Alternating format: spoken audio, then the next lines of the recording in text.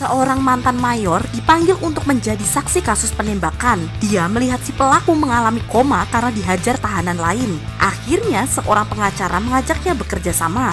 Lelaki ini mulai menyelidiki TKP kejadian itu guys. Ternyata diam-diam lelaki itu diikuti oleh seseorang tak dikenal. Lelaki itu pergi ke sebuah bar di tengah kota. Tiba-tiba dia didatangi oleh seorang gadis. Pacar si gadis yang cemburu menantang lelaki tadi. Mereka keluar dari bar tadi ke belakang gedung.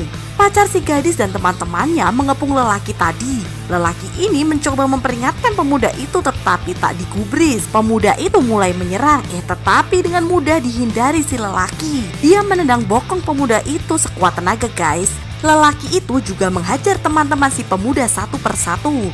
Tiba-tiba datang mobil patroli polisi mendekat.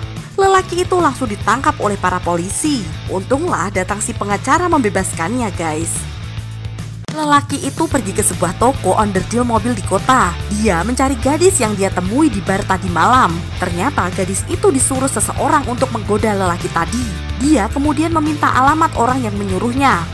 Lelaki itu bergegas pergi dari tempat tadi guys. Ternyata dia terus diikuti oleh seseorang tak dikenal.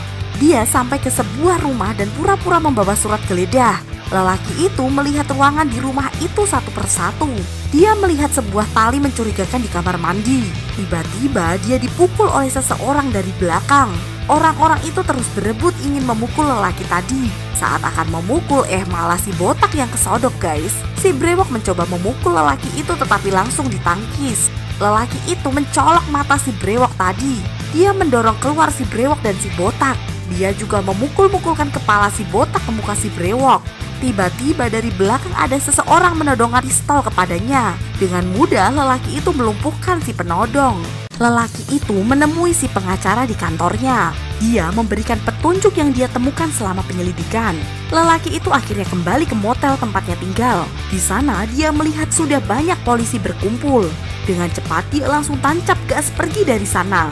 Para polisi itu langsung mengejar lelaki tadi. Datang mobil polisi lain membuatnya menabrak pembatas jalan. Dia terus tancap gas dan menabrak mobil yang mengikutinya. Lelaki itu menabrak-nabrakan mobilnya ke mobil silver itu. Kini mobil mereka saling berdempetan guys. Tiba-tiba lelaki itu melihat ada terowongan di depannya. Lelaki itu terus gaspol di terowongan mengejar mobil silver. Tiba-tiba mobil yang dia pakai mogok guys. Untunglah mobil itu berhasil melaju kembali. Para polisi itu juga masih gigih mengejar lelaki tadi guys. Lelaki itu masuk ke sebuah gang kecil. Dia mencoba mencari mobil silver yang mengikutinya. Tiba-tiba mobil silver itu menabraknya dari samping. Lelaki itu mencoba mengejar mobil silver yang mengikutinya. Tiba-tiba jalannya langsung ditutup oleh mobil polisi.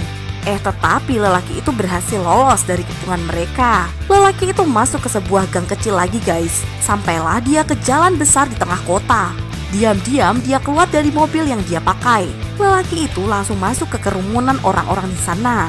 Para polisi mulai berdatangan dan mendekati mobilnya. Seorang bapak-bapak memberinya topi dan menutupinya guys. Salah satu polisi mendekati mobil si lelaki tetapi lelaki itu tak ada. Lelaki itu berhasil masuk ke dalam bis dan lolos. Dia mengembalikan topi pemberian bapak-bapak tadi. Polisi itu mendatangi rumah si pengacara. Tetapi pengacara itu berkata dia tak tahu di mana si lelaki. Tiba-tiba telepon rumah pengacara itu berdering. Ternyata itu panggilan dari lelaki tadi guys. Dia mencoba meringatkan pengacara tadi ada yang tak beres. Akhirnya pengacara tadi mendapatkan sebuah petunjuk. Lelaki itu sampai di sebuah lapangan tembak guys. Si pemilik lapangan langsung membantu lelaki tadi. Saat di lift tiba-tiba pengacara itu diserang oleh si polisi. Ternyata polisi itu bekerja sama dengan si pelaku. Pengacara itu disekap dan di sana dia juga melihat ayahnya. Lelaki tadi datang menyelamatkan pengacara itu. Mobil lelaki itu terus ditembaki oleh para penembak guys. Tiba-tiba mobil lelaki itu terhenti karena tersangkut batu. Para penembak itu tiba-tiba ditembaki oleh si pemilik lapangan. Lelaki itu keluar dari mobil dan bersembunyi di balik batu. Akhirnya lelaki itu mengambil batu dan memukulnya. Dia langsung menembak teman si penembak. Saat si penembak lengah, lelaki itu muncul dari belakang. Lelaki itu langsung menghajar si penembak dengan tangan kosong. Penembak itu mencoba menusuknya tetapi gagal. Lelaki itu memuntir tangan si penembak tadi guys. Polisi tadi bersiap menembak sambil menyandera si pengacara. Tetapi lelaki itu langsung melumpuhkannya sekali tembak.